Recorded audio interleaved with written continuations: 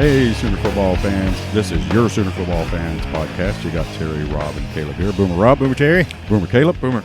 And we are coming at you from the Podcast Palace in beautiful Norman, Oklahoma. Where we are not affiliated with the University of Oklahoma. But we do have eligibility left. And let's get all this fun stuff out of the way before we get our very special guest on. We're going to surprise everybody with it. First off, if you're listening to us on YouTube, make sure and subscribe to our YouTube channel.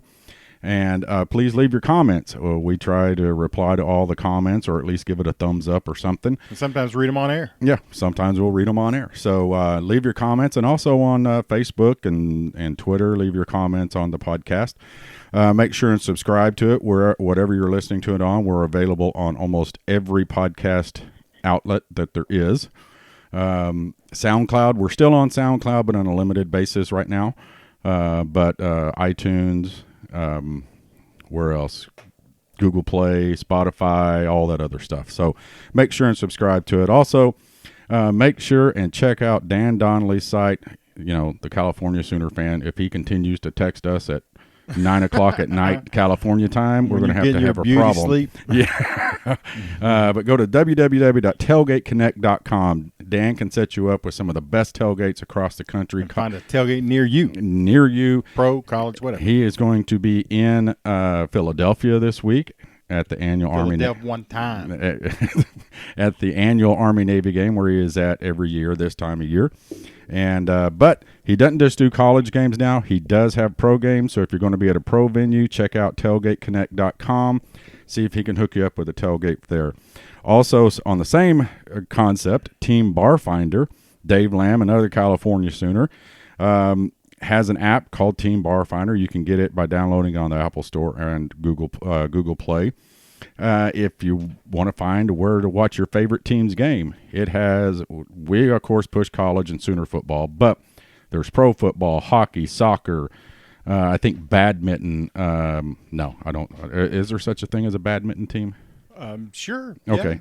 Yeah, But Team Bar Finder can set you up with where your fan base is watching. That's a the graduate course at OSU, by the way. Badminton 101. 101. But www.teambarfinder.com. And also, if you want to learn about football, where do they go, Rob? They go to trenchwarfare.com. Sorry about that, Trench JY. Warfare Report. Trench Warfare. JY with the trenchwarfarereport.com. Subscribe to it. It's inexpensive. It's like a cup of coffee a day, if even that much, or half a cup of coffee, or half of what a cup of coffee would pay. But you get some in-depth look at the trenches, the Oklahoma defensive line, offensive line, what they're doing right, what they're not doing. And JY puts it in simple terms to where all of us can understand it. And what are you saying, Terry? Yeah, well, if we understand it, Rob, everybody should. So, but let's get right to it. We have on the podcast everybody's favorite Longhorn Slayer, Poke Slayer, and A&M antagonist, Blinkin Riley. Boomer Blinkin. Boomer, guys. How is it going, man? It's going well, You watching some golf? Say what? Are you watching some golf? No. Oh, okay. No, I am not. All right. Well, we are. So we got it on Hey, I love me some golf now. the President's Cup right now. Oh, nice. So did you make it to the Big 12? I know it was in your neck of the woods. Did you go to the Big 12 championship game, or did you watch it from your throne at the house? No, I didn't make it down there. I watched it from the comfort of my living room, where the view's better and the beer's cheaper. So. Exactly. Yeah, I'm going to games, you get the pageantry and all the fun in it, but I still say there's nowhere better to watch a game than on your own couch. And oh yeah, the production of the broadcast is so good nowadays. Yeah. And, it's. I mean, back in my school days, I didn't miss a game, but that kind of got old. Yeah. I'll make it to one every year or so, but most of the time I enjoy sitting at home and I can be as loud as I want to, or sit down and sulk like I do. whatever. So, I tend to sulk when things aren't going our way. Now, Caleb, on the other hand, like I've said before, Caleb is my dad reincarnated, except much more vulgar. Yeah. My dad would cuss every now and then, but good Caleb, during an OU game, he makes sailors leave the room. I mean, it is almost obnoxious. And then between him and his mom, or his mom starts telling him to. Oh, I was going to say, she curses like a sailor No, too? she tells him to shut up, and then he starts arguing with her. Makes it worse. Makes it worse when she does that. So, I mean, She'll go like, Caleb, and he's like, what? It's the Big 12 championship, Mom. Come on, or whatever. He was at the game. Caleb scored free tickets and free hotel, and so I had to, game. It wasn't. that's awesome. Yeah, it wasn't really at full, but it was crazy. And the Baylor fans talk a little crap to him, but they're mostly nice. So yeah, which is one point I want to bring up real quick, Blinkin, because I know all of us here, hate Baylor, or might I say hated Baylor, because of all the crap that went on there. And what was the old coach's name? Art Briles, cocky. Art Briles was cocky and all that stuff. Now, Yeah, but he was a bad cocky. Yeah. Didn't we kind of like Les Smiles? Yeah. When he was like, well, take on any sucker. We were like, whatever, dude. But Art Briles, he's just a different He's a bad loser, too. When he lost, he threw a fit. And then you have Matt Rule come in. And all the stuff he did after the championship game, everybody, almost everybody in Oklahoma, I think, kind of fell in love with the guy. And now he's the National Coach of the Year. He got the Coach of the Year award. Got one of them. Yeah. So, change because of that? No, not really. I hate Baylor. Well, I still hate him too, but Baylor sucks. But you like their coach more. But I will say Matt Rule is like one of the most likable guys in college football. Yeah. I mean, every interview I see him, he's so nice and complimentary of opposing teams, and he's it's not coach speak. Yeah. Kind of like, oh, they played a tough game today. It's like, it seems genuine. Yeah. And so, yeah, I think he's a real likable dude, and I think Baylor has a good one. Yeah. Well, we talked about it on the last podcast. I love the broadcast crew the other day talking about his dad is always on the sidelines, and his dad keeps him in check. And when when his language gets bad, he said he doesn't say anything to me. He just gets in my sight line. It's pretty good if he can just see him. And I go, oops. Yeah.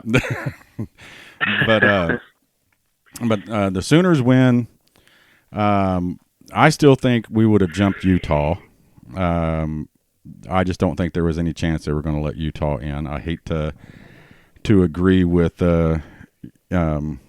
what's his name with ESPN, SEC guy.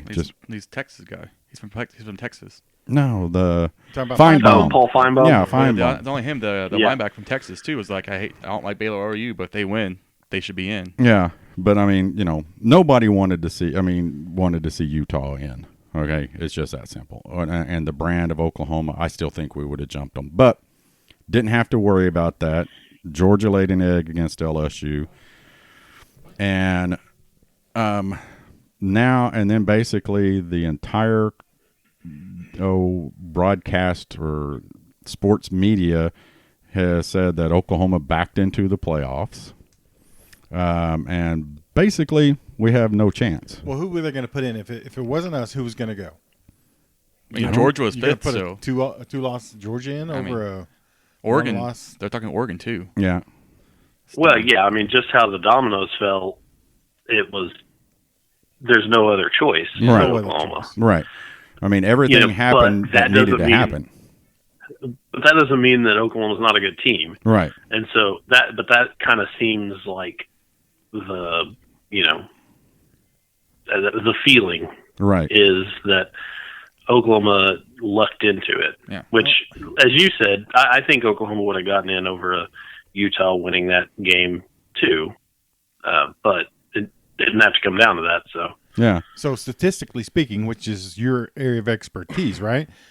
I mean, we're the best looking team there. So how is it that we backed into that deal? I just don't get there thinking sometimes. I mean, and that's about a playoff, okay? And basically the whole weekend was a playoff. starting Friday night. It was round one, really, of the playoffs. And if, the thing I didn't like is if LSU, everybody said LSU, Clemson, and Ohio State could lose and they're still in, which would have put Georgia in. But all the teams needed to do was win a game. And if they win their game, they're in. And going back a couple of weeks ago when Oregon lost to Arizona State, that knocked them out. Utah gets beat, knocks them out. Oklahoma wins their game, you move up. Right. And Right. So, and then did you watch or could you watch, I had to get up and keep leaving the room, the ESPN debauchery of a show? Oh no, I can't stand to watch that show. Like I choked down the first 15 minutes or whatever until they showed everybody in the playoff, and then I literally took a nap. Woke up right before they announced all the rest of the rankings, and the bowl started getting announced. Yeah. So yeah, no, I can't with that show. Yeah, I did the same thing. Just, That.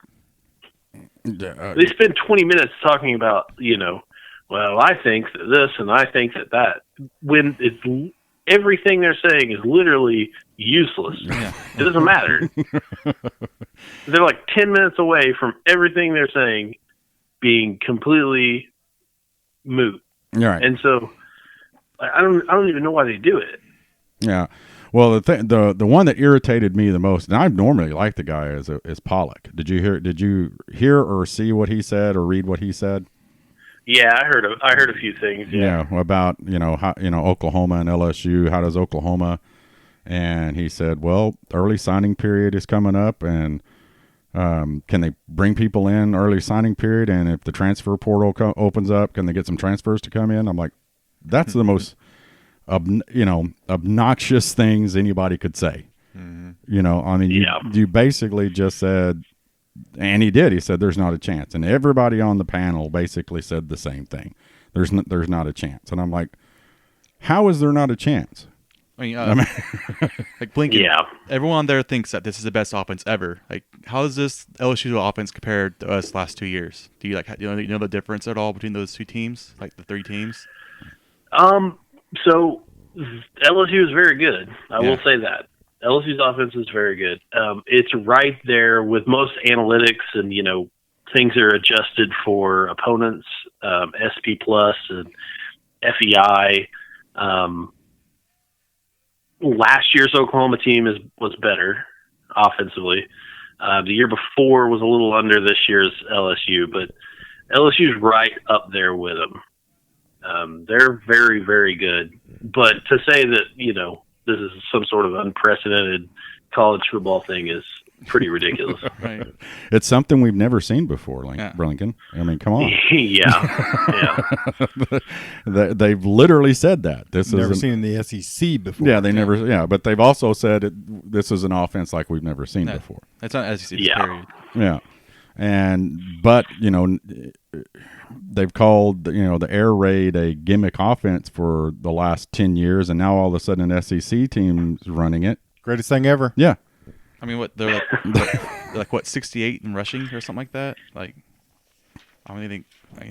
not. How's their offensive line nominated for the Joe Burrow when they give up 28 sacks? That makes no sense to me either. Yeah, and I didn't realize that until yesterday. They gave up 28, 29 sacks. Yeah.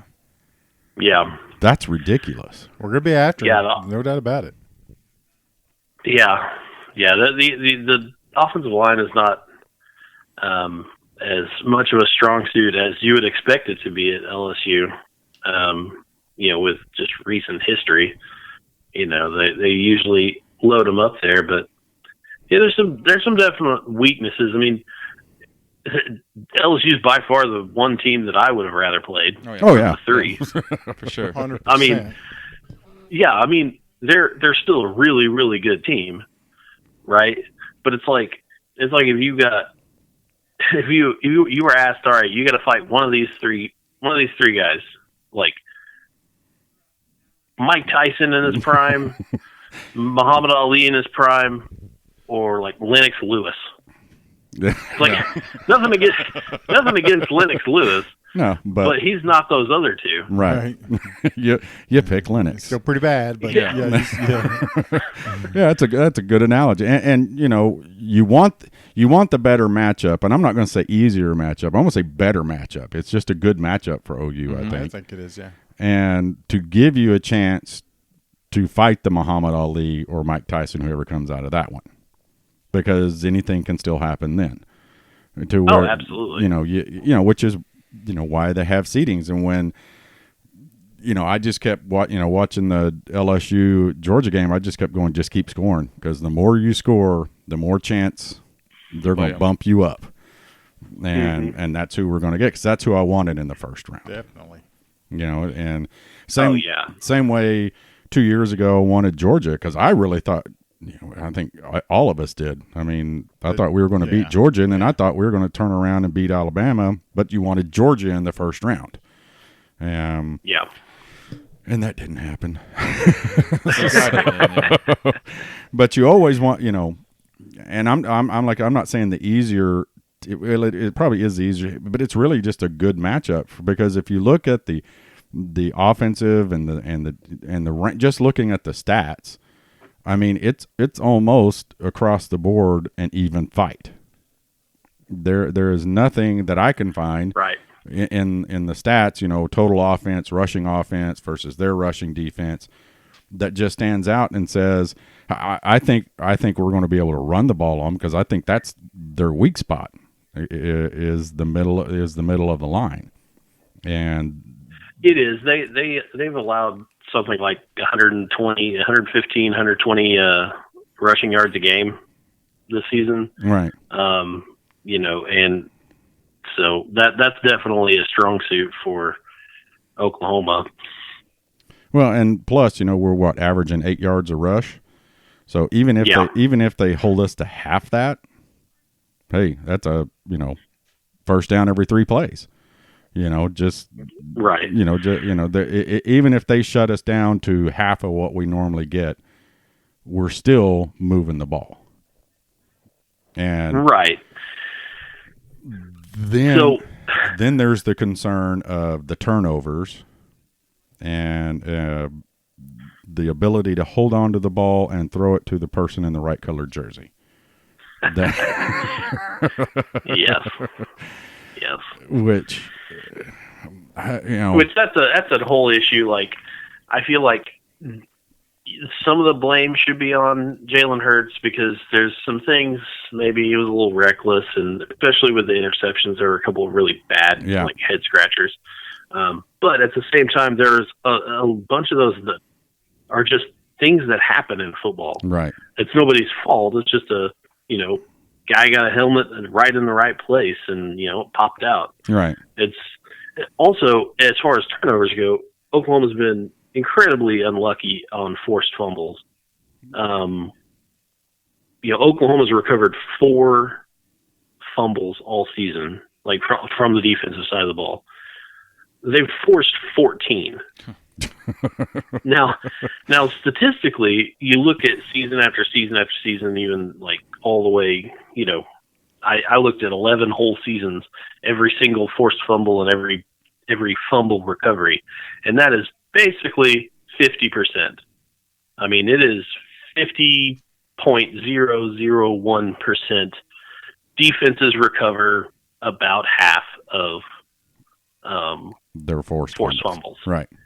Oklahoma's right now at 28.5% of recovered this season. That's super, super unlucky. Yeah. Over the last 11 years, there's been 1,383 team seasons played in that time. That 28% ranks as the 1,330th worst percentage of worst recovery rate. Well, see, I think I know what that problem is. Okay. You know, you've seen where, you know, they installed the footballs on springs inside every door at the university. Have you seen that? Uh-huh. Yeah. In the locker room, there's, you know, footballs, and the defense is supposed to knock it out. Maybe when they hit it, if there's a door that shoots a ball out, and they all, you got to recover it too. They're knocking the ball out.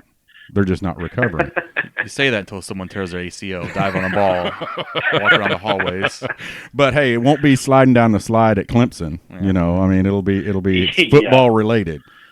So. Yeah. Well, you mentioned Oklahoma's offense versus LSU's defense, and how that's probably a strength. This might be the worst defense that Oklahoma's played. I know in the playoffs. So as far as analytics go, defensive rating, the last 3 SEC teams that Oklahoma's played, so Alabama, Georgia, and Auburn, their S&P plus on defense averaged about 16, which is lower is better in SP plus. FPI is higher is better, and our average opponent was 1. LSU is 7. This season is 17.6 in SP plus and a 0.57 in FEI. And against those other better defenses, Oklahoma has averaged 508 yards per game, 6.9 yards per play, and 39 points per game. So I feel like Oklahoma, even with probably not as great an offense as they had last year, is probably going to be okay. Now, on that side of the ball. That's one of the things I want to bring up with this offense. I mean, we've discussed it. We've scratched our head.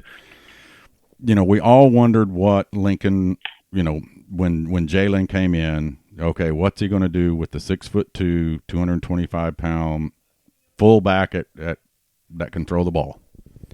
And now, we see what he's doing, which is he runs the guy 20, 25 times a game. And I'm not sure that's Lincoln, but go ahead. I think it's more Lincoln than what we want to think. Because if he wasn't happy with it, he'd pull him out. I think. That's just me. But, is it that I think it's just so much different than what we're used to seeing at Oklahoma the last 4 years. I mean, it's obvious that he doesn't have the gun ball to throw it 60 yards down the field like the last 2 guys. Right. And or the patience to wait. I think that might be an issue, the patience to wait for that guy, because if you've watched the games, there's a certain guy with a number 2 on his back that you kind of breaks out every now and then, and you see, they were talking about, does it get, you can see him breaking it, but I don't know if it's, some of it I think is the impatience. Some of it is probably because the offensive line hasn't been able to protect that well, which makes him more impatient. But I just think this offense is so much different that's leading the fans into the, let's bench him and put Spencer in, get him started for the rest of the year. Fans who are wanting to throw in the towel basically for the rest of the year. And what are your thoughts? Is it just so much different, or is the defense, other than the turnovers, we know that's worse, but right, is it a bad defense or just a bad offense or just a different offense, and we're just not used to seeing it? I think it's not a bad offense. I mean, they're still the number 1 offense in S&P plus, maybe number 2. I mean, they're still right there at the top of college football. Right. Even 15, 16 weeks into the season. I think it's just different. I think it's not what Oklahoma fans have seen for the last 4 or 5 years. Right. And I think that's probably just because Jalen Hurts is a different quarterback than the last 2 guys. And I tend to agree that if he was making just like bad reads on read option and like keeping it every time when he shouldn't, or something like that, I think he would have been maybe pulled, benched. I mean, it also doesn't seem like Jalen Hurts would do such a thing, right? I think it's probably a combination of a lot of those runs are probably called from the beginning, probably more than we think. But also, it seems like when he makes the reads, he makes them well. Right. the thing that people are getting mad at is that he has the ball so much, and then he'll turn the ball over. Right. As if somebody else had the ball, then they definitely wouldn't have turned the ball over. Which Right. no one knows that. Right. Yeah. I mean, we're old. Me and Rob are old enough to remember the wishbone days, and we remember turning the ball over 12 times a game. Oh my God! Listen, the backup is always better. Yeah. Oh yeah. Always Yeah. better. I don't care who was running the wishbone. The guy behind him was always better. And and back in the day, listen to Brooksy on the radio. That's how you got your games. It was, fumble, and it was about every other series, it seemed like. Yeah. And, so to me, fumbles are frustrating. All that's frustrating, but I don't, with the exception of a couple that he, and really the one against Texas, Kyler did the same thing last year, put the ball on the ground, and That was against Baylor. It was against Baylor, but Kyler did it against Texas. That's just natural, but I haven't seen, the Texas fumble was a good defensive play. The fumble going into the end zone in Baylor, that was a good defensive play. I haven't seen him not trying to protect the ball, carrying it like a loaf of bread and getting it knocked out. Right. And, keep in mind that as far as, his turnover rates put together with how many times he touches the ball, or how many plays that were his, rushes and passes. Yeah. His turnover rate is about 2.5%. So of all the touches, about 2.5% lead to turnovers, which of the 100 most, the 100 players with the most touches in college football, that puts him at like 52. So like right smack dab in the middle. So he's not particularly bad, and he's not particularly good. He's just right there, average, right in the middle. And they're always in bad parts of the field. It's not, with the exception of the Baylor fumble going into the end zone. I mean, he's the turnovers that put the defense in a short field almost every single time. Right. And right. Which is why, I think we're and the defense, the teams are scoring, making the games closer than what they should be, which in turn gets everybody going saying that our defense is terrible. And it's right. We know what bad defense is in Oklahoma. We watched it last year. This ain't bad defense. So yeah. Yeah. We were born in it. Yeah. Molded by it.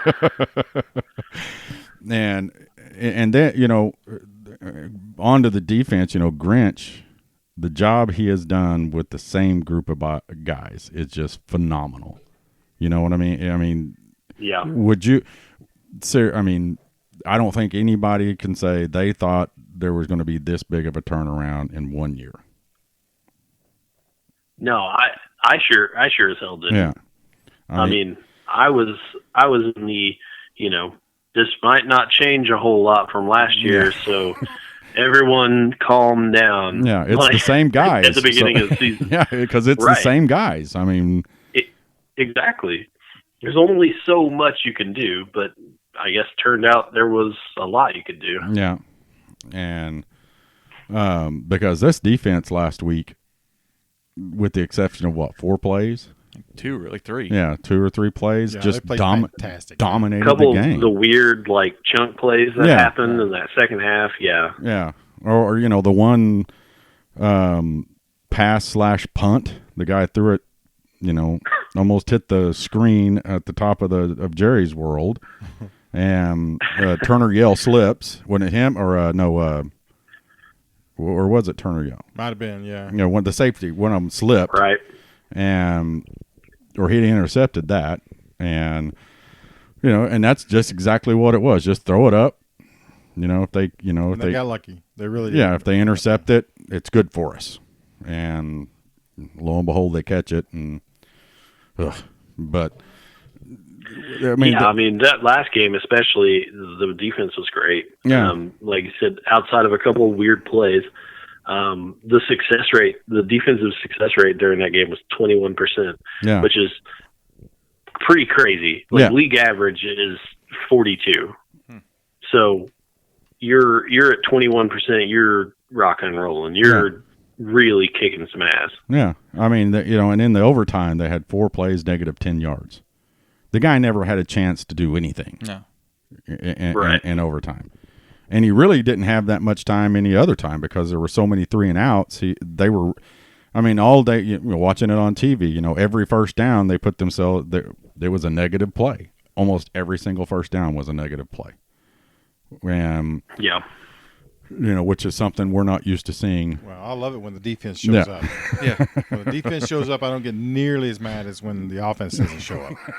You know what I mean?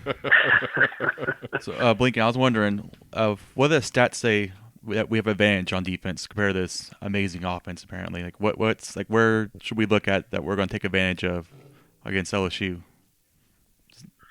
So I think LSU has a bad weakness with rushing quarterbacks, which might really work in our favor. John Reese Plumlee for Mississippi rushed for like something crazy, like 200 yards or something against them. That's crazy.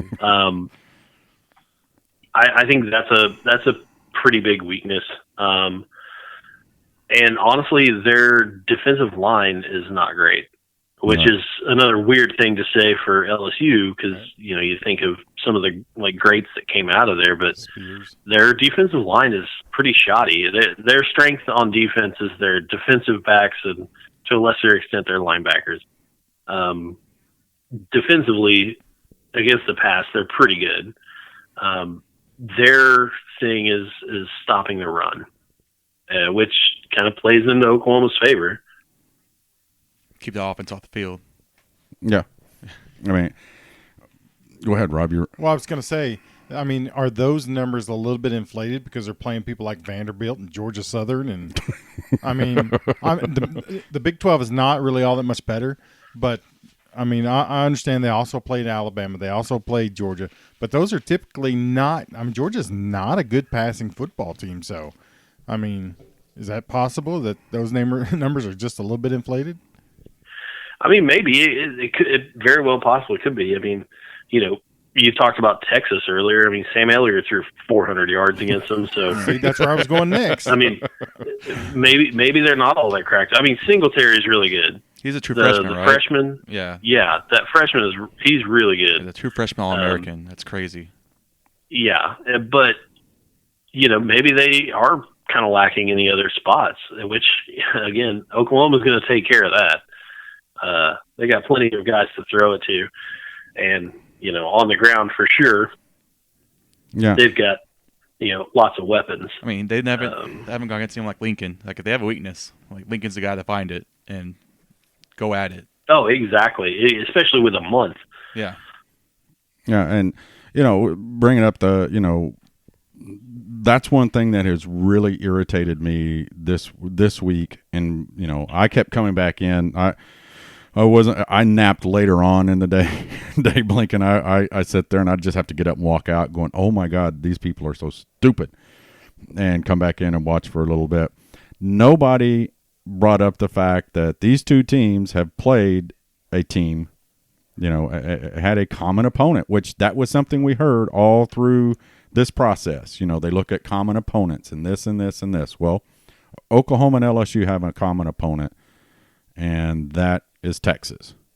Now, Texas, I know when we played them, their defensive backfield was decimated. So that's what they do say when we bring it up. They like, you played a hurt Texas. Oh, she played a full strength one. It's just, of course, making excuses. Well, but their offense wasn't decimated, was it? Was not.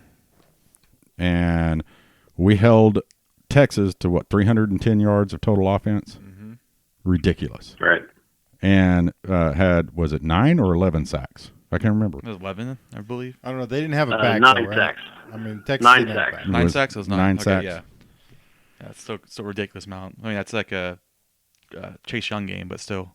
Yeah. So, I mean, how do you think? Have you looked at those numbers and compared to see, or is it a moot sense because of the injuries and everything else? Well, it's one of those things where, especially in a football season, I mean, there's something to it for sure.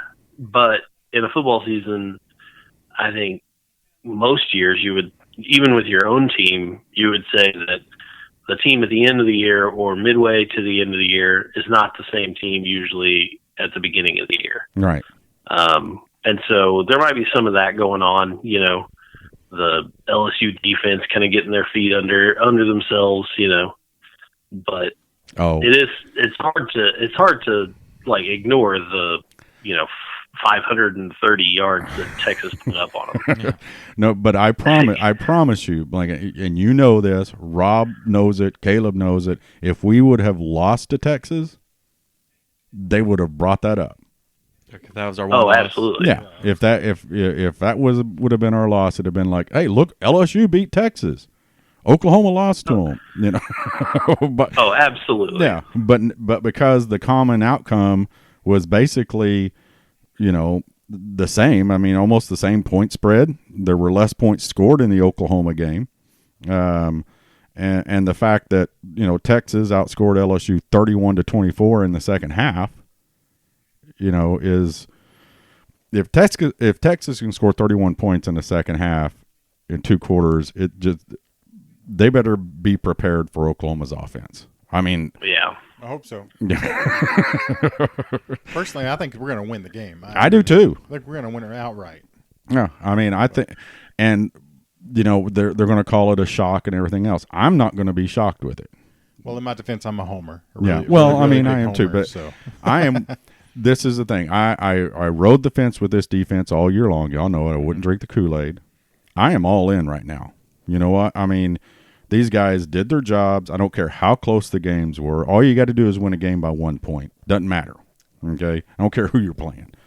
Yeah, everything else, it would look better if we didn't have the turnovers and ended up winning by 21 against TCU and Iowa State and everybody else, but I am all in on this, and I was thinking about it today, seeing some posts on Twitter, and going, you know what, I got to think it.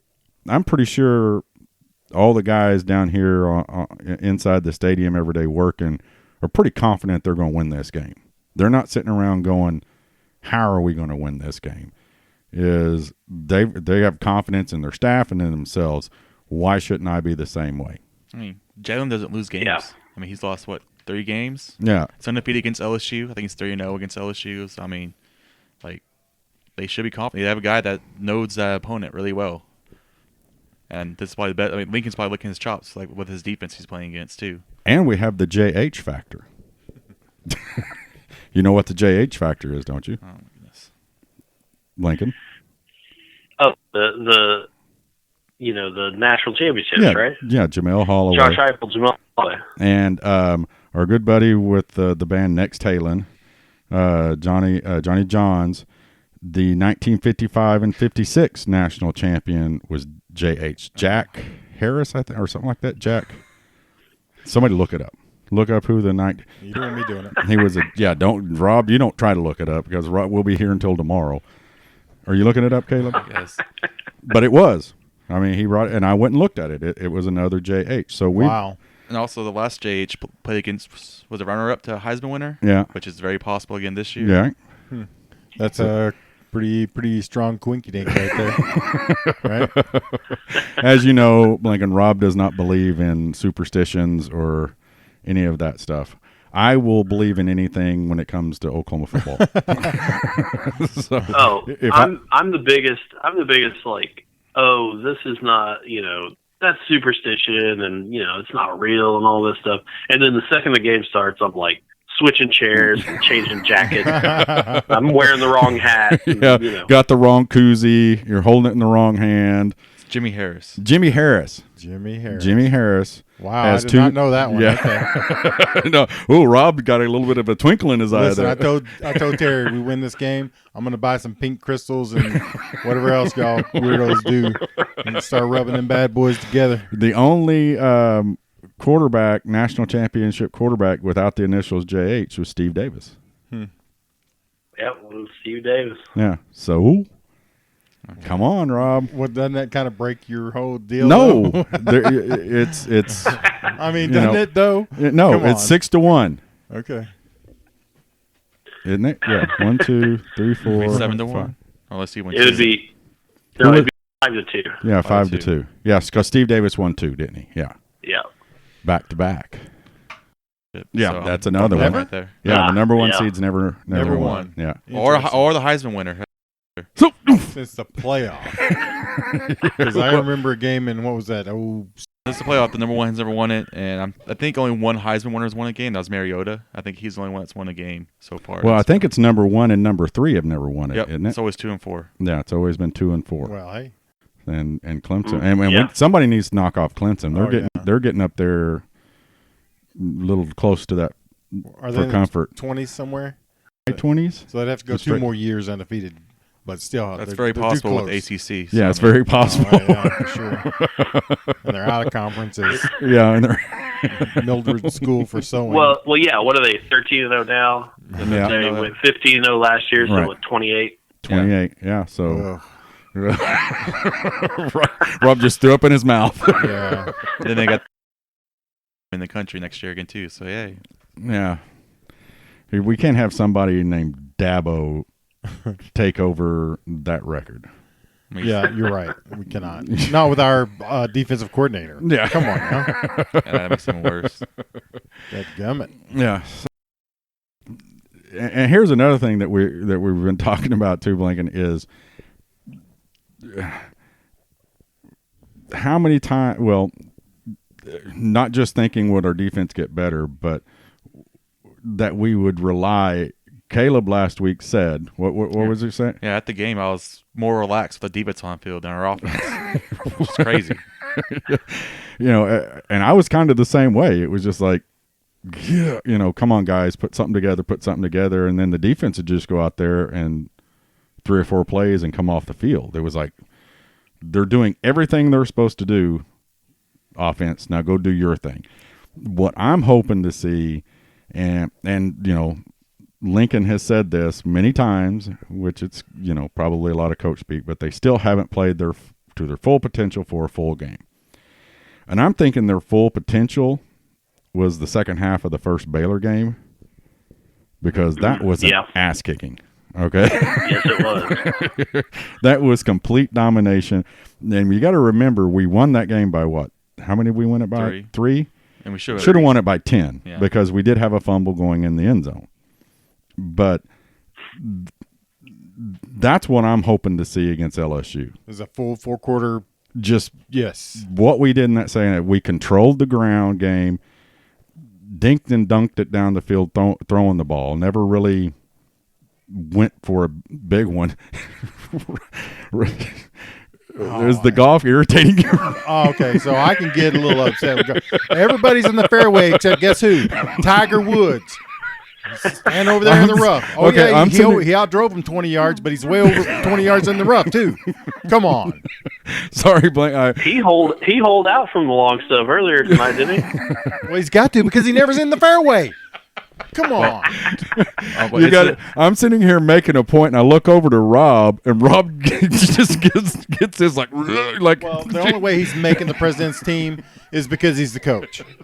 I mean, he's the only group up right now. I The rest thought of them at are first losing. I thought he was fixing to disagree or wasn't liking what I said, and I noticed he's looking at the TV, and there was Tiger standing in knee deep grass. And by the way, he's on the fairway, or he's on the green from the rough, and his playing partner was in the middle of the fairway, and he missed the green. So, okay, all right. Tiger. Rob's pretty passionate about golf, so sorry about that, Blinken. Didn't mean to. Sorry. Hey, I enjoy some golf. I enjoy some golf. It's and the fact I'm trying to save money because I got tired of paying $300 a month for a satellite bill and having 750 channels that nothing is ever on them. Yeah. And I had all the sports stuff and everything else. Well, now we just went to straight basic. So Nice. Like, every third channel on the damn thing we can watch now. Now, we used to be able to watch baseball, whatever sport we wanted to, but luckily the President's Cup. But anyway, what I was saying though on that if we, that's what this team's potential is. I think is that type of football, and it was just hard nose punch you in the face on both sides of the ball. Loved it. Yeah, Loved Yeah. it. Yeah, it was great. I got a question. They kind of offensively, they kind of turned into a different team than right. Right. in on that half. Like it was just march down the field. I mean, it was like 8-9 minute drives. Yeah, It dude. was weird. If we do that game, the LSU has no chance. If we can have 8-9 minute drives, that's it. So Yeah. am I crazy to think that this is kind of like the Georgia OU matchup, but in reverse, kind of? That we're kind of like Georgia bully ball, beat them up, and they're the high-flying offense. That's a good point. Is that crazy at all to think that? No, I mean, I think, to what you were saying, I think the unit that we have most confidence in is the defense, right? At least right now. Right. The offense has been good, but inconsistent. And it's been a different kind of offense. It hadn't been the high flying offense of Kyler Murray and Baker Mayfield. So, I mean, yeah, it is a bit like bizarro OU Georgia. Yeah. Well, and I mean, what's been the longest play from scrimmage that we've had? We haven't had a big. I mean, CD Lamb has a couple, but nothing like what we have. I mean, pretty much Oklahoma this year has been a 10 yards play team. Oh yeah. They And we're not happy. lead. Yeah, and we're not happy, folks. Oklahoma leads the college football in 10-plus yard plays with 265. Looks like the longest are a 70-something yards, and Oklahoma has 6 of them, which is pretty remarkable. I would say Oklahoma CD. leads in 10-yard-plus plays, 20-yard-plus plays. They're second and 30, fourth and 40, and they kind of slip off the radar there after you get above 40. But yeah, I mean, you got to be close to leading the league in 10-plus yards plays when you lead the league in offensive yards per play to begin with. Yeah. Well, I mean, So, I would much rather have 200 and something 10-yard plus plays. I'd much rather have that than 20 40-yard plus plays. Listen, Terry, I want it all. I want to lead all of them, right? Am I a typical OU fan? Yeah. I want it all, and I want it right now. And that, I mean, really, that's what I like about this offense. It is that kind of control that they've had. Again, I mean, really, we're not used to the quarterback run as much, but we're not used to this many turnovers. I think is the biggest issue. Yeah. I think it's less of the turnovers and more the lopsidedness in lost turnovers and the inability to actually gain turnovers. Right. Well, how many turnovers have we got this year? How many do we have this year? Do you know? I think 11. Something like that. 17. Something like that. Yeah. Oh, 17? Let me see. Yeah, because I'm on it. 11 was last year, so I think my biggest point about this offense isn't that the running. Oklahoma had 11 this season. the exact same as what we had last year. Yeah. My biggest point though is not the running plays. Is that we're missing of the touchdown plays. Like, yeah, we still get 10 yards, but you have CeeDee Lamb wide open down the field that he just doesn't see him, which is still fine. We still got first down. We're still driving the ball. It's just those big plays that are open we're not hitting this year. But I mean, we're still driving the ball down the field and scoring. It's just not like how we're used to scoring. Yeah, there's less of that, wide open, only one person on the screen because Lincoln Riley drew up some crazy thing. There's less of that, and I think it seems worse, but I don't know exactly how much worse it actually is. Right. Yeah, it's not as pretty. I think it is the thing. We're What's the difference between a number 1 pick quarterback and like a 3rd round quarterback? Still really good quarterbacks, just not best quarterback in the country. Yeah. I mean, that's the difference. Right. And I've talked about this before when I was at the Rose Bowl, with the Georgia fans. Even then, Oklahoma wasn't a air raid offense, but everybody thought we were, and they couldn't figure out how we were running the ball on them. And they were like, "Where did this come from?" I thought you guys were throw it all over the place. I was like, "This is what we've done all year." Yeah. To people. Yeah. And people think because or have been thinking since Lincoln is of that discipleship of Leach, that's just what we are as an air raid, and really it's more of a power run offense with an air raid passing game, and which I don't think anybody else has or anything close to it. But I think the turnovers is what has really made it look ugly, because the turnovers, I mean, it almost it really and some other factors cost us the Kansas State game. It almost cost us the TCU. It almost cost us the last half of the season. They just seem to happen at the most inopportune times, and it was the Iowa State game, and I'm guilty of it, leaving at the beginning of the fourth quarter. I have other reasons, but I didn't do it anymore this season. But I mean, everybody thought that game was over, and then lo and behold, 2 bad turnovers. And Iowa State's got a short field and right back in the game. So, yeah. And turnovers are crazy like that because, depending on when they happen, they can be hugely impactful or pretty, uneventful. Yeah. You know what I mean? And so I think it's just been a weird, unlucky season for Oklahoma as far as the turnover. And that happens to teams. Like I had mentioned, I went back and looked at all the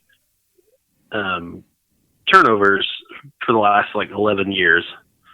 If you looked at the top 5 or the top 10 in each of the 10 years, or each of the last 10 years, right? Top 10 teams, there would be 79 different teams represented in that. So there are 70 in the last decade. There have been 79 different college football teams make it to the top 10 in turnovers gained. Right. That's just wild. No team in the last 10 years has managed to stay in the top half of college football. So top 65 or so every single year. That's weird. At some point, teams fall to the bottom half of it. That's just kind of the random nature of turnovers. Right. Yes, you can be bad, and if you're a bad quarterback, you're going to throw more interceptions. Yes. Yeah.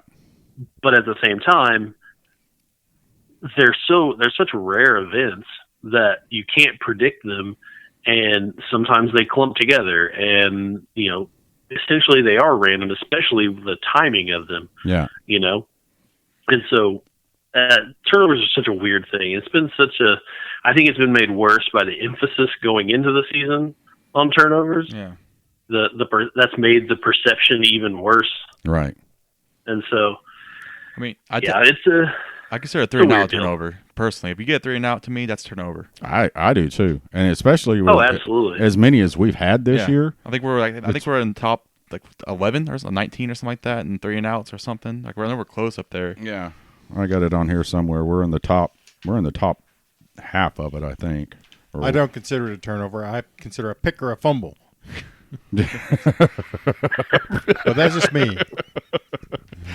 You're just hard to please, aren't you, Rob? Sometimes. You don't believe in any of the superstition stuff, but you want all the crazy crap to happen your way, right? Right. So we've been talking about this. The whole season we've kind of had bad luck, if you believe in luck, which I don't. But we like Blinken was saying. So now I want in this game all the good stuff to come. Right. So I want to pick every time Joe Burrow throws a pass, I'm going to pick it. So Yeah, third down even. defense. Yeah, it's Oklahoma's 9 and LSU is 10. 10 percentage rate's .301. They're .302. Right. Which is pretty crazy. So this game could go down to third downs pretty much. Who could stop some third downs? Yeah. The thing is, LSU has had, which is odd, they've had 189 more third down. Well, it's because they're scoring plays. so much. Yeah. I mean, their air raid offense is so hilarious to see LSU's air raid offense, But we talked about it in the last game. I mean, it was the first 3 series of the Baylor game, the Big 12 game. They had 11 yards, and they had run 10 plays and had 11 yards. And in That's one too many. yeah, and in the first 3 series or the first 3 times Baylor had the ball in the second half, they had 11 plays and 13 yards. That's ridiculous. It's pretty good. Yeah. It's pretty good. I'm not gonna lie. Pretty good. You take out, like I said, those two plays, the 2 obnoxious plays, and then the 2 turnovers, and we all know. I mean, the Texas game, we know how that game is. If we'd have scored, if Jalen hadn't have fumbled and we'd have drove down, because we were moving the ball like they were, we're eating them up at that point. Yeah. If we score on that one a touchdown, that game was over. Because I think Texas, it'd have been, that's it. And especially the way the defense played in that game. But it like I said, the turnovers. Now, one thing, who are you pulling for? What's the guy's name? Kyle from Texas, isn't that his name? Kyle Umlang. Yeah. He called it the Little Brother Bowl.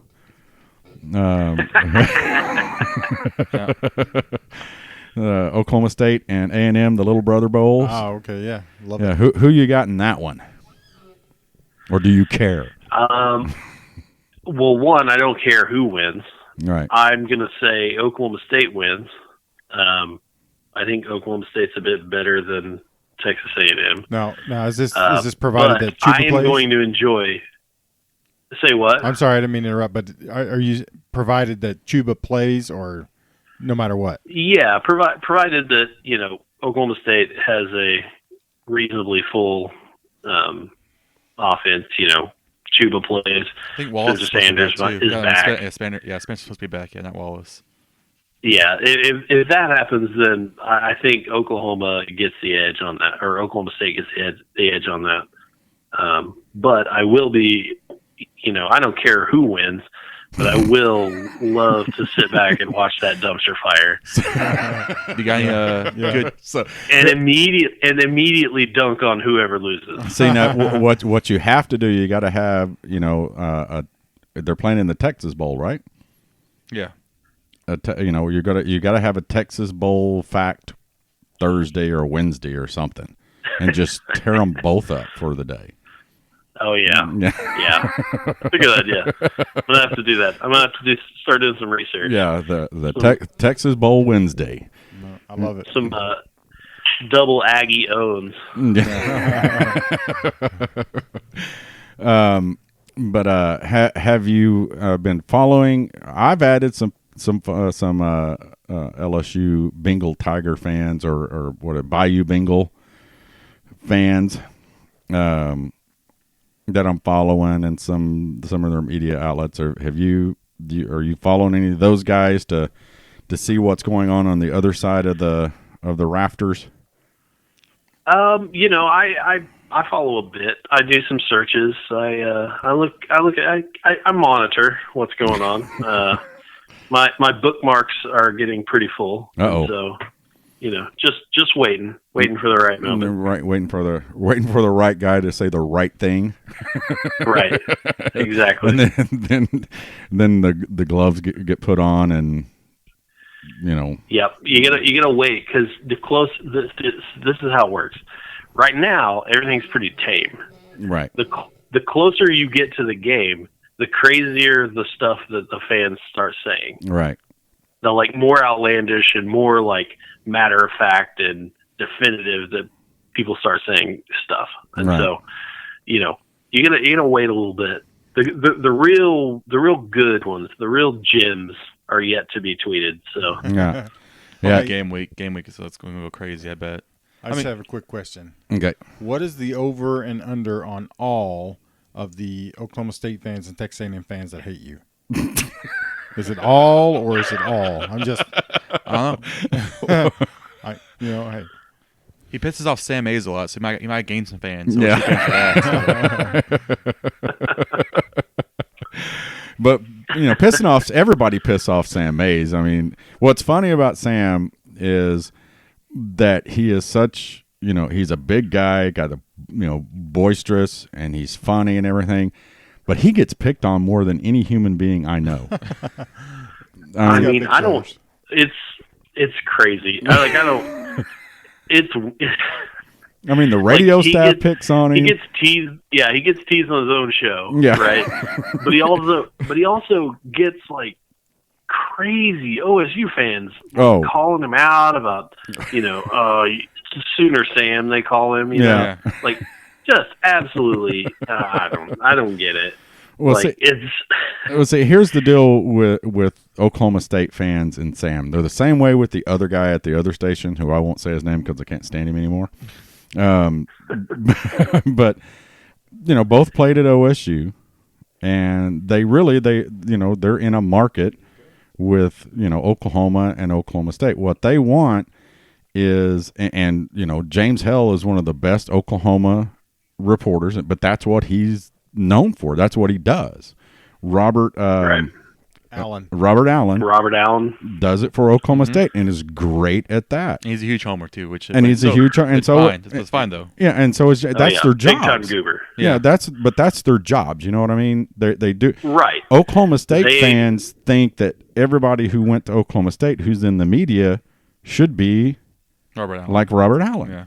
And someone should end up being a beat writer for Oklahoma State. Right. And exactly. Sam says it, and all the other, everyone. The other one says it. Traver says it. I hate to use those two in the same deal, but I'm in a market where the best team gets coverage. Gets coverage, and I'm going to say it like it is.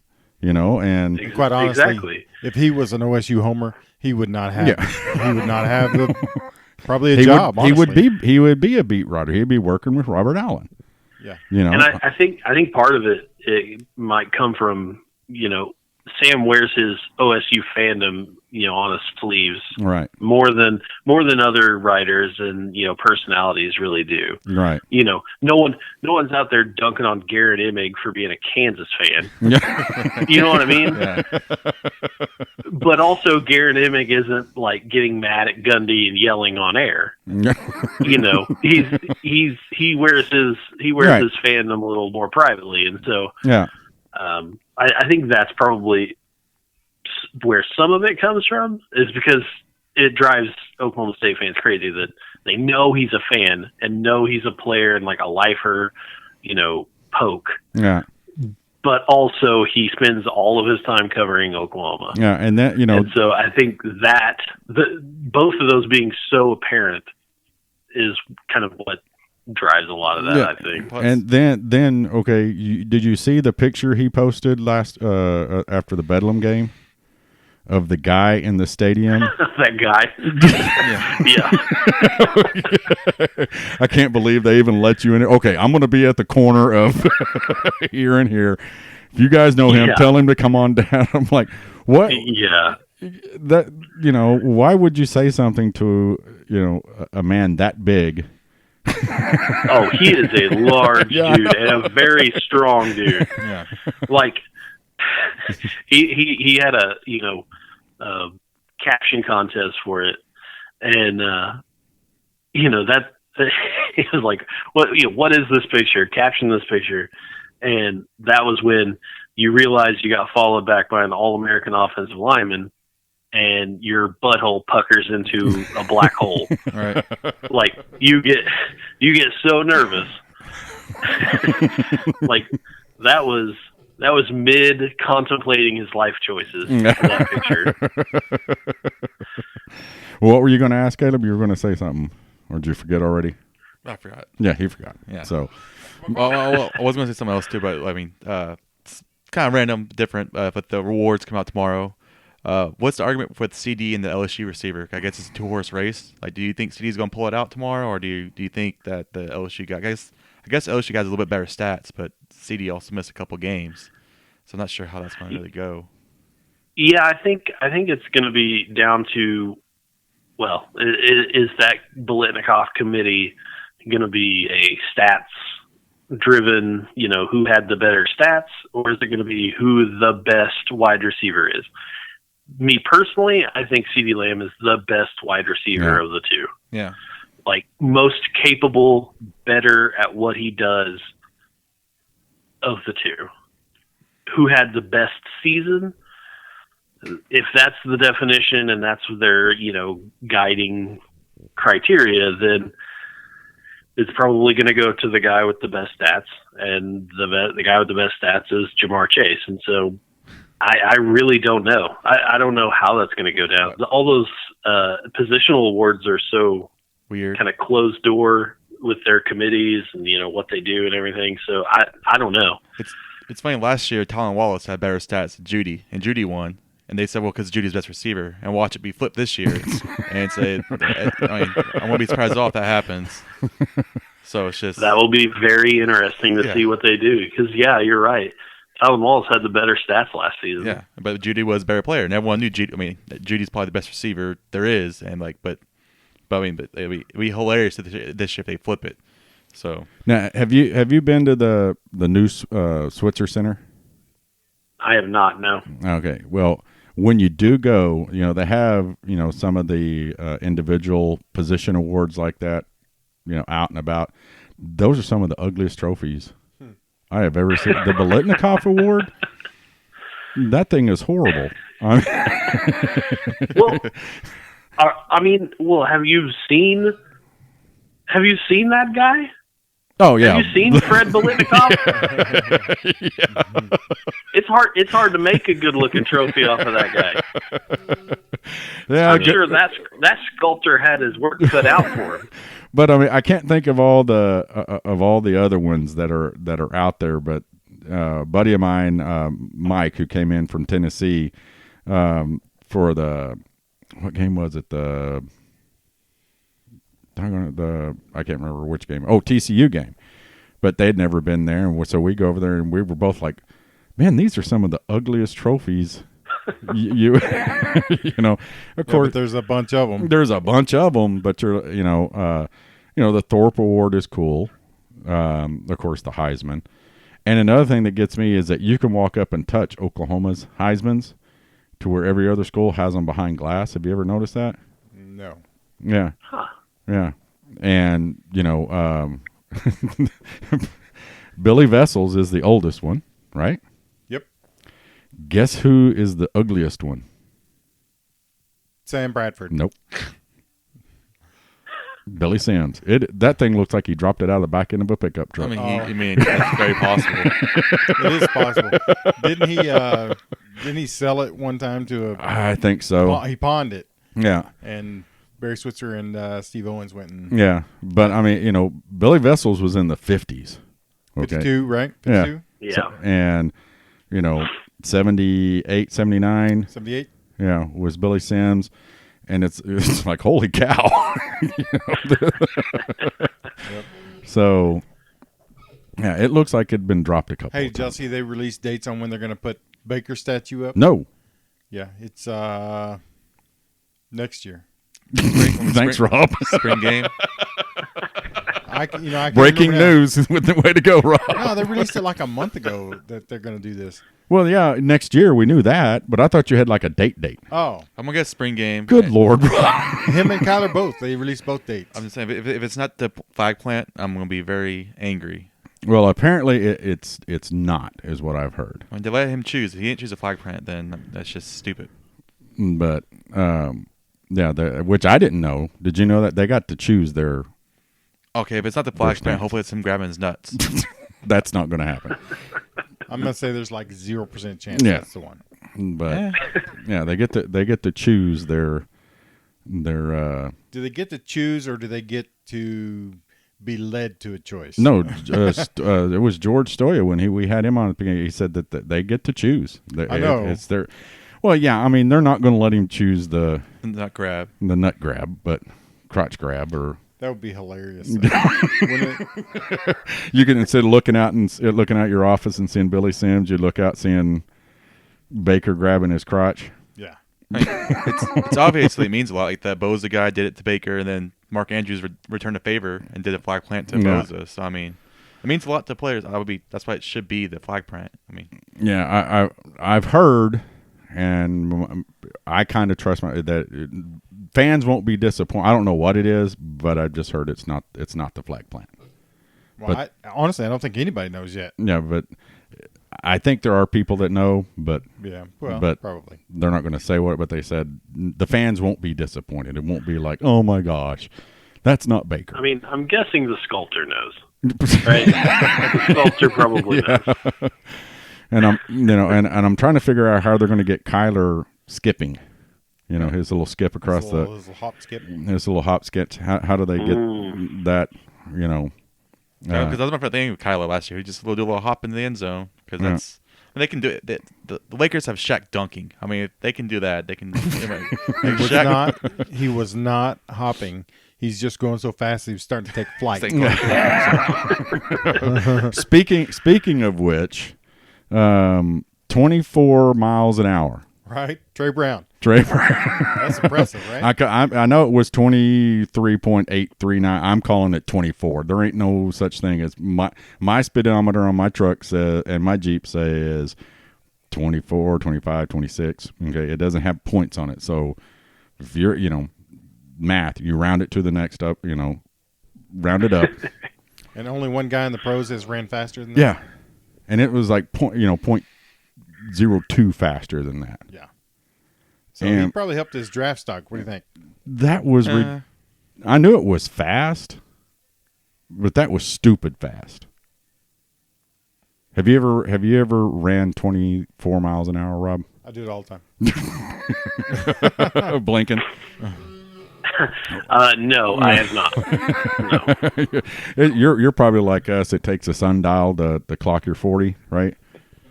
Oh yeah, or a calendar or something. Listen, you're not clocking mine because I'm not running. It ain't happening. Just write down whatever you want. I don't care.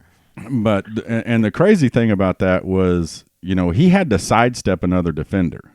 Okay, the guy already had He had to break stride. Yeah, the guy already had like a 4-yard, 3 or 4 yard lead on him, and it wasn't a slow catch up. I mean, it was a gradual, and I.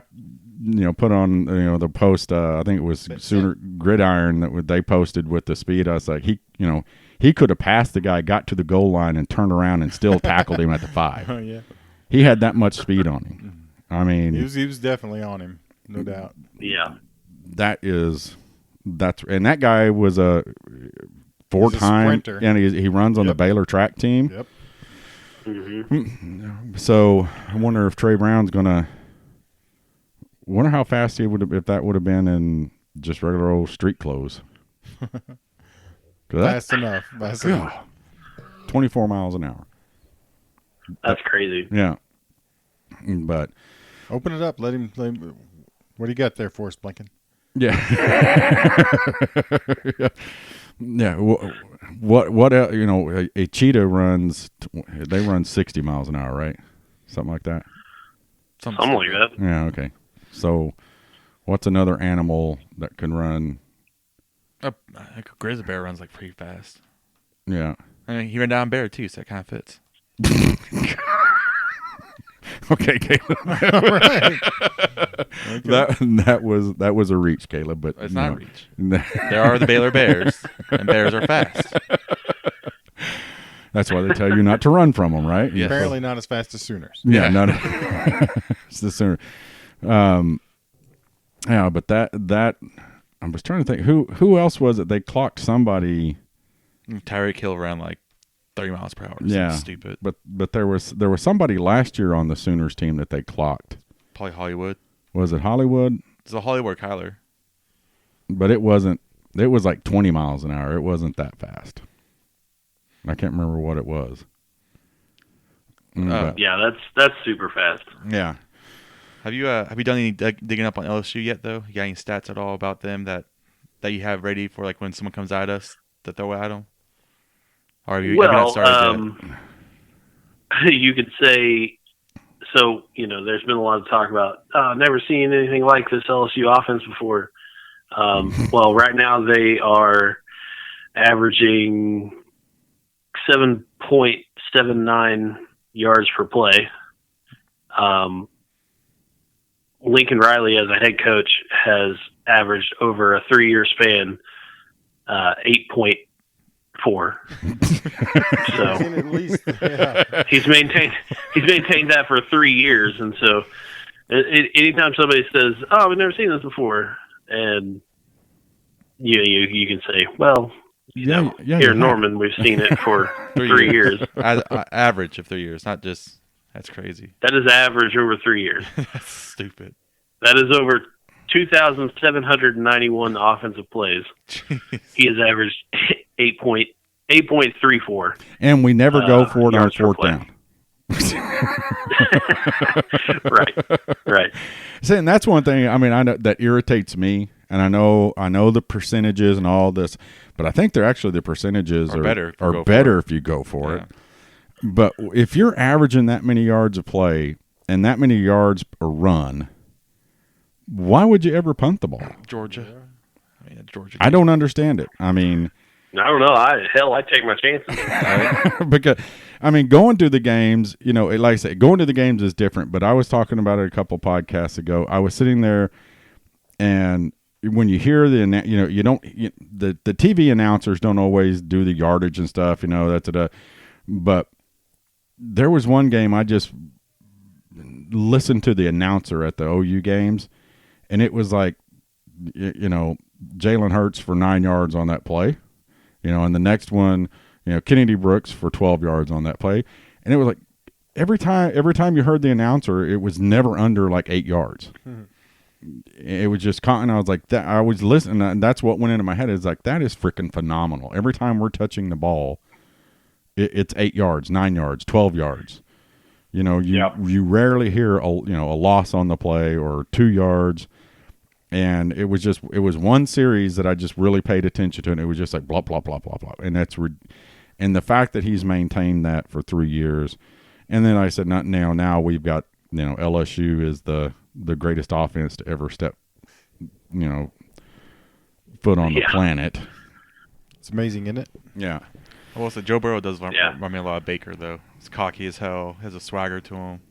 So he does remind me a lot of Baker, which I'm sure OU fans probably get mad at me for saying that. But nobody's like Baker, Caleb. I'm just saying. Like, he has a swag like Baker does. He's very cocky, and he knows he's good. Like, that's the thing. Apparently not for Scott Frost, though. Did you see that? He wanted to transfer to Nebraska, and Scott Frost said he wasn't good enough. Yeah. Oops. Yeah. Wow. Okay. And you did notice that, I didn't really put out there other here on the podcast that the fact that my Steelers with a guy named Duck beat Baylor and Kyler. Oh, goodness. The Duck's undefeated. Yeah. I mean, I don't know. Yeah, Duck's the man. People He's no Lamar Jackson, but he's good. Yeah. And I'm disappointed he doesn't look like Donald Duck Dunn from Blues Brothers. Well, I was like, for real. I want to see a pipe sticking out of his face mask. apparently, like Steelers fans, they're trying to take duck calls in the stadium, and they won't let them do it. they won't let them take duck calls. It's just so hilarious if they get some duck calls in there. Yeah, I'd be all for it. Man. I mean, come on.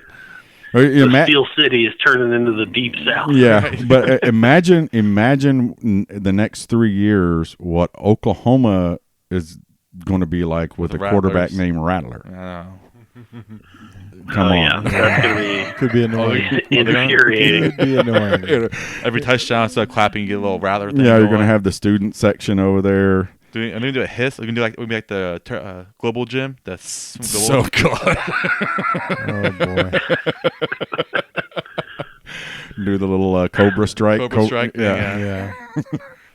No, I've been waiting on that. When Spencer does get his turn, will they let him bring rattlers into the?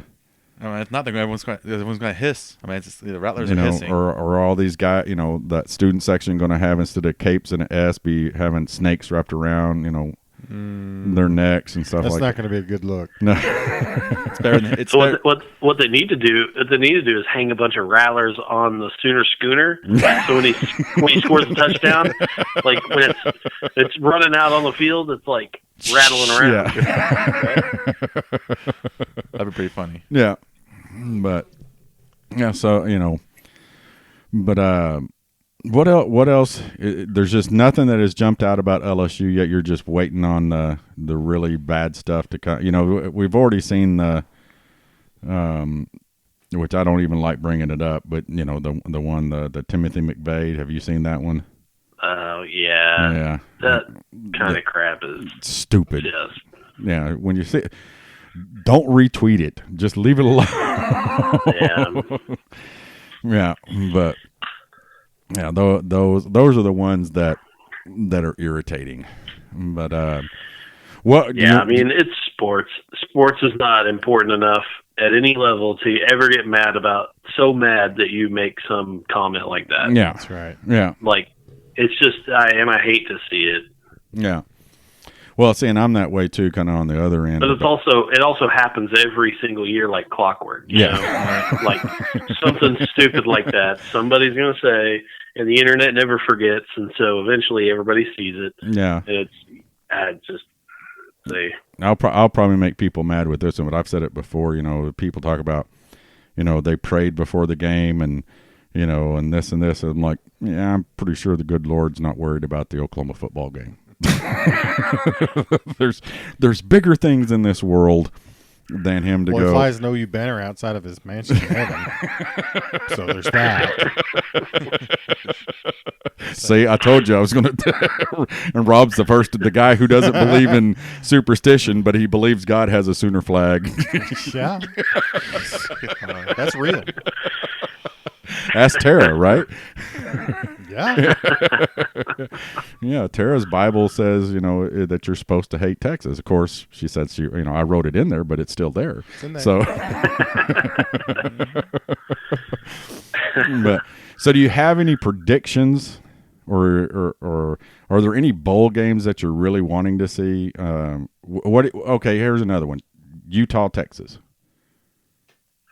Well, you asked that question, and that was the one I was going to go to. Okay. Was Utah, Texas. I think that's an interesting, weird. You know how sometimes you. Okay, I don't know how much baseball you guys watch, but yeah. I remember when Interleague started playing or started, and just seeing certain teams on the same field just looked weird. Right. Yeah. Like the uniform combinations, on the same field, just looked weird and unsettling. Right. I feel like that is going to be Texas and Utah. That's just going to look weird on the field. Those two teams, because I don't know if they've ever played each other. I haven't looked it up, but they seem like teams in completely different universes, and that's kind of intriguing to me to see. Right. Also, I want to see Utah beat the brakes off of Texas. So. So you're not pulling for the conference in that one either? Oh, my God. Conference can go to hell. This ain't the SEC, is it? My real one's Iowa State versus Notre Dame, because Iowa State looks like USC, so it's going to look like USC's playing Notre Dame. That's true. Yeah, so that's going to look weird as hell. They're like, why is USC playing Notre Dame right now? No, that's Iowa State. Yeah. Who do you think's going to win that one? I think Iowa State's going to win. Really? Ooh, I don't know. I don't know either. It's going to be a tough one. I mean, the Big 12 slate of bowl games is Tough. pretty tough. I think pretty legit. I think Baylor's going to win. I think Iowa State's going to win. The other ones I could care less. I mean, Kansas State might win too, but I think I'm pretty confident in Baylor. So I think Georgia's like devastated with injuries right now, and Baylor's never been like it's a Sugar Bowl. Like it's huge for them. They played it Yeah. in the 50s. Yeah, something like that. Yeah, But if anybody's going to be up for it, probably Baylor will be. yeah, And Matt Matt we Rule. talked about Matt Rule. yeah. Matt Rule makes He's it. a great coach. If anybody's going to get him up and playing, it's him. I mean, I'm surprised that they put up the fight they did against Oklahoma twice. Right? Yeah. Like I thought they'd come out flat and kind of be Baylor. Well, they did in that until we gave them the championship ball twice. I mean, and then old boy throws up like 2 passes for 160 yards or something stupid. Right. It's weird. Like the more quarterbacks they brought in, the better they got. Like the third string quarterback was the best one they had, which was crazy. I hate backup quarterbacks. because Oklahoma No, has a tradition. Oklahoma's like Achilles heel is the third stringer. Yeah, we make third stringer look like Heisman Trophy winners. Freaking backup linebacker that we brought out of the Yeah. stands. Oh my God! yeah, Don't that bring was that out. Iowa State. The Iowa State.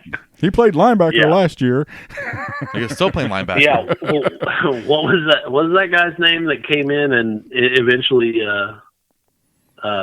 beat Oklahoma that year? What was his name? Whatever his name That was is. like the only game he ever played. Yeah, Pretty much, yeah. yeah.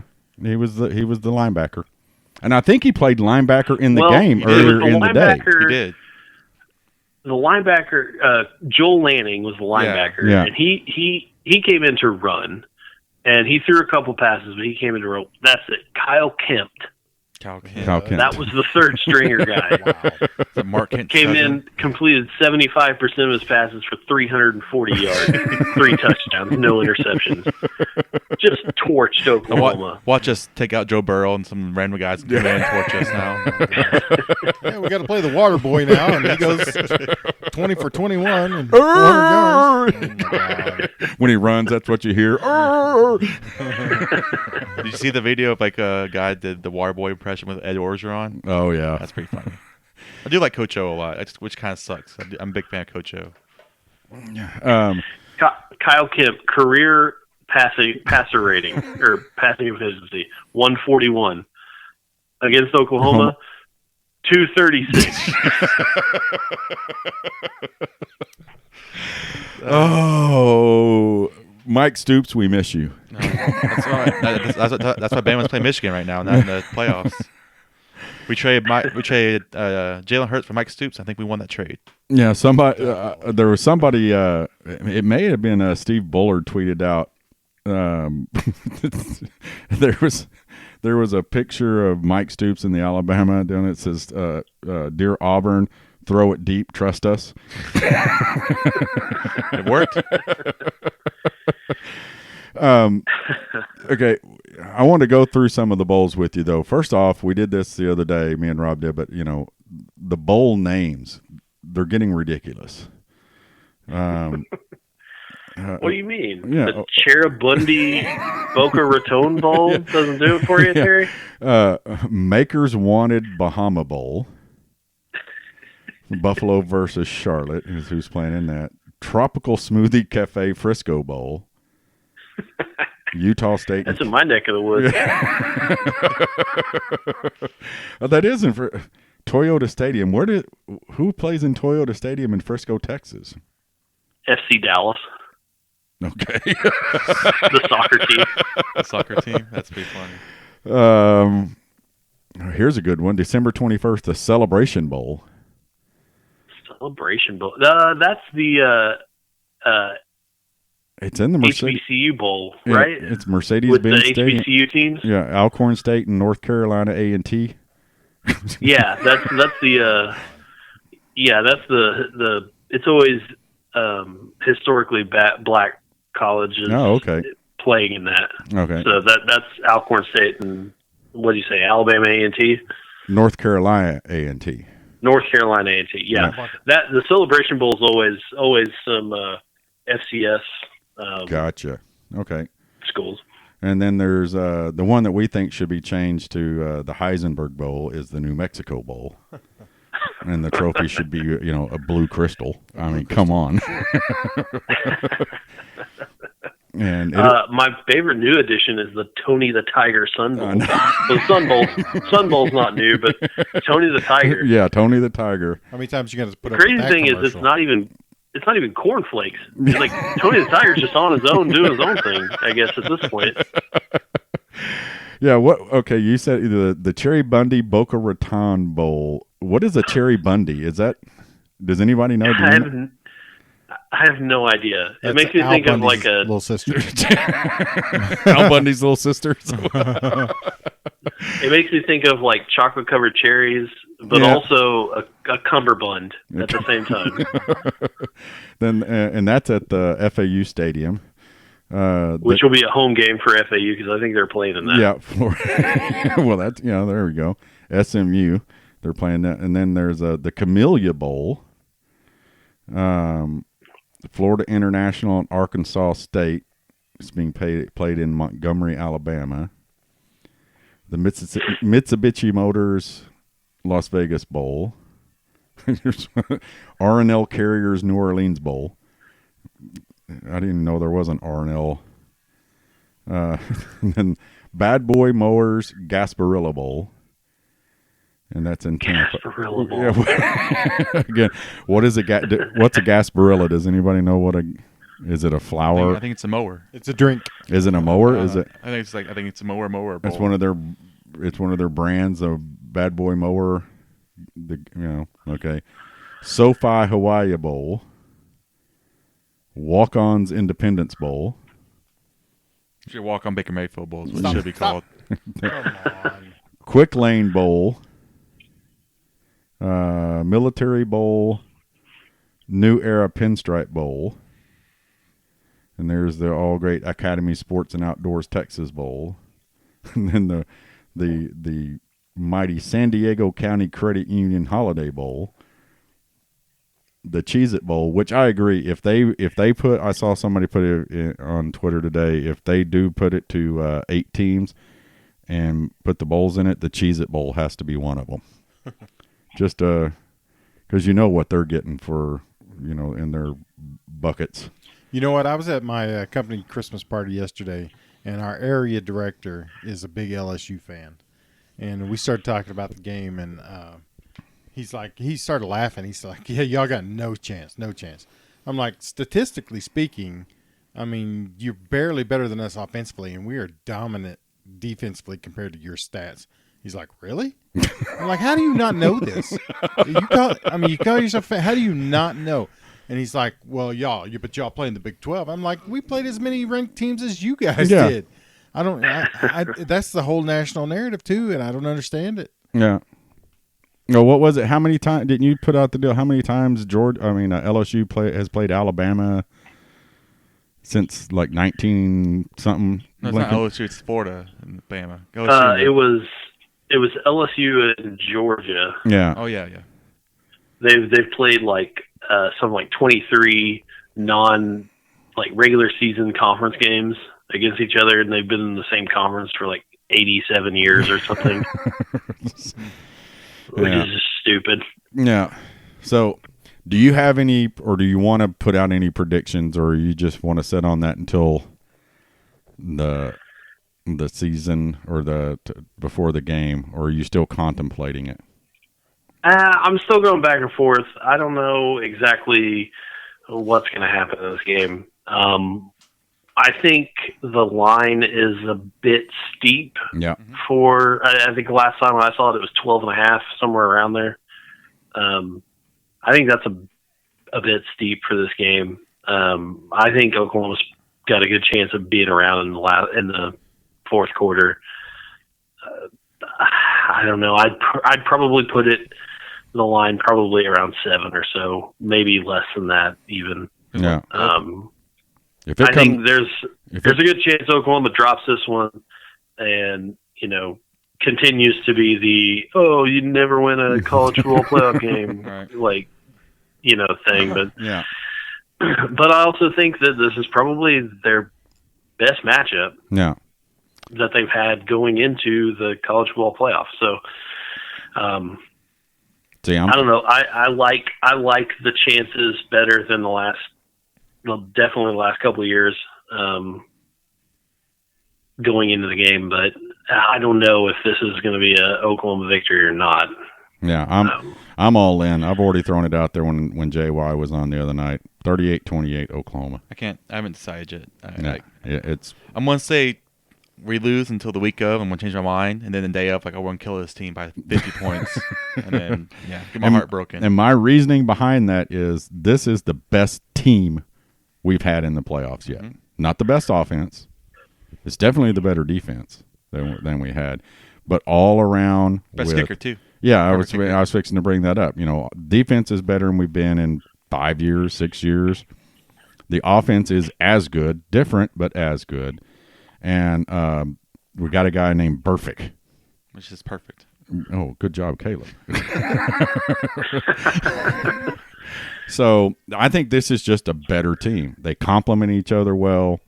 I think, I don't know how much really, bulletin board talk and stuff comes in, but I know when you got athletes like what Oklahoma has, and when people are telling you, it's not that, hey, LSU's the favorite in this game, XYZ. Everybody is saying nationally they don't have a snowball's chance in hell. It's not even nationally, it's everyone. Yeah. And the line went from 9 to 14 in 2 days. Yeah. That's ridiculous. And I just that you've got to be seeing that and going, you know what? Going out to make a point, I think does, have some to do with it. But what about you, Rob? You have any predictions? Oh my God. Literally, it's 3 feet, Dustin Johnson. Are you kidding me? Told you, Rob. Oh my gosh. There's no way DJ and Woodland should be losing to Answer and Oosthuizen. I'm just saying it right now. They're 3 down. Come on. Oh man, I haven't been able to. I'm kind of at the side, so I don't really get to see. I just, I asked Rob a question. He had his driver within 3 foot of the hole, and then he missed a 3-foot putt. Come on. And Rob sits there with the microphone, and the look on his face, I thought he was fixing to say something insightful. Right. Instead, he was watching the putt. So here's the thing. No, that's great. I know this is obviously the whole nation is definitely going to disagree with this, but I feel like we're going to be one of the better defenses they've played. We're going to get some turnovers. We're going to win the game 34-24. By 10. Yeah. Dang. So you were holding the 24 points. Hey, yeah. We've only let one team score more than that. I think if we win, I think it will still be like, if we do win, I think I can see like 38-35. But I can see their offense is so good.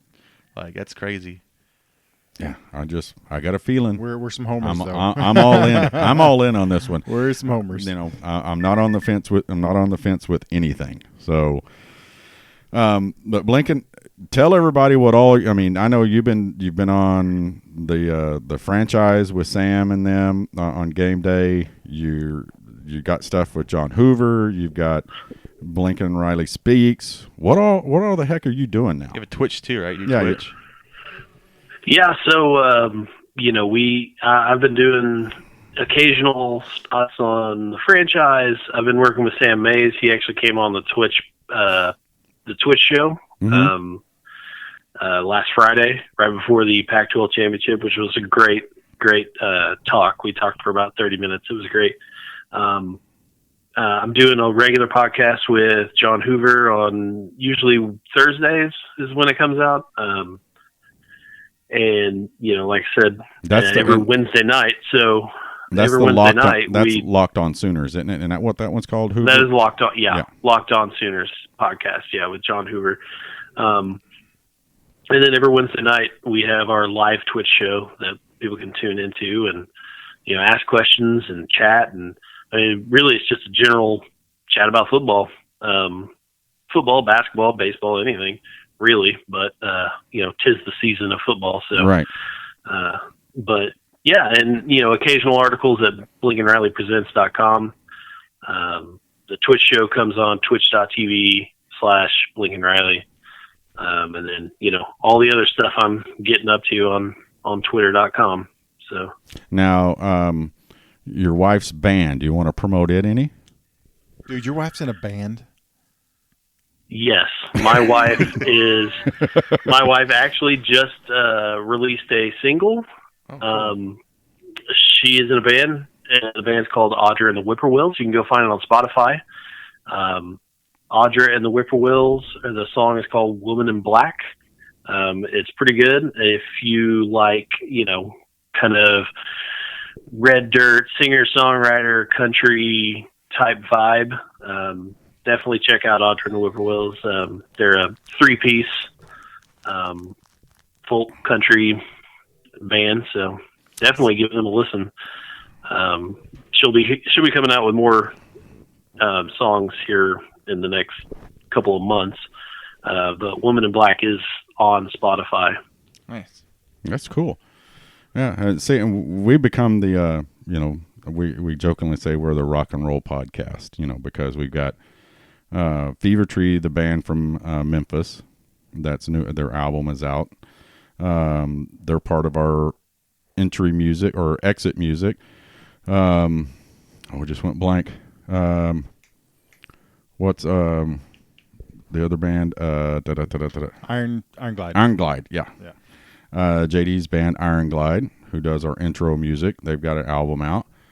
Next Halen, the Van Halen tribute band, they're big listeners. By the way, also their New Year's party at, where is it at, Caleb? City Limits? I think so. Yeah, City Limits. We are going to be at their New Year's Eve rockin' party. And they travel all over the country, man. They've done Whiskey A Go-Go. They need a what is it called? A roadie? Yeah. I want to go. Does Audra need roadies? We could, Yeah. Now we got Audra and the Whippoorwills. I'm going to look it up right now. Rob's going to be listening to it on the drive home. But, he's not just on Twitter, guys. Like I said, he's, the Twitch and the Locked On Sooners. You'll hear him on the radio locally here in Oklahoma City on occasion, and with Sam Mays. You're branching out, man. You're getting big.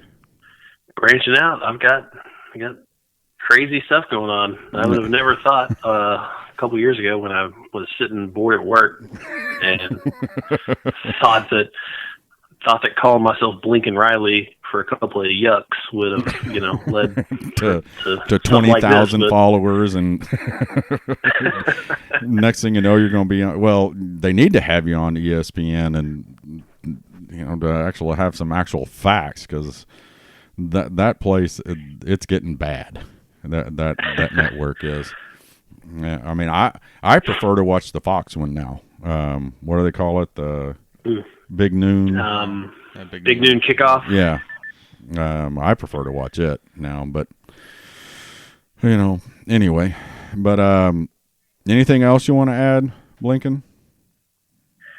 No, I mean, go Sooners. It's gonna be a long wait till December 28th. That's December 28th, but that's the worst part about bowl season.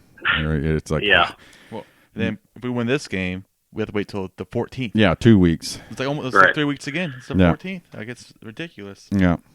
So, but I'm looking forward to it. I think I'm not going to be surprised. I think a lot of national guys are going to be eating crow. Personally, I hope so. Pollock and There's one. all those. There's one. What? 1 point.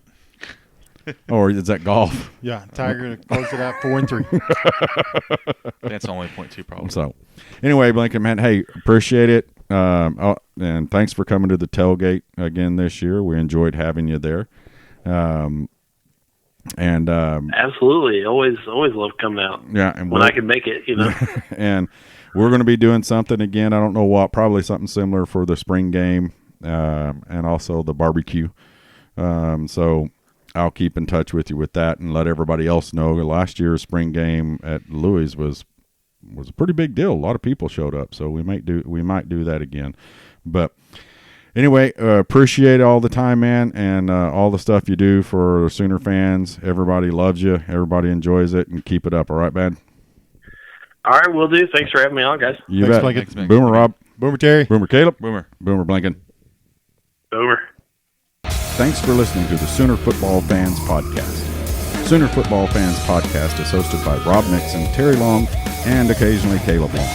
It is produced at the beautiful Podcast Palace in Norman, Oklahoma.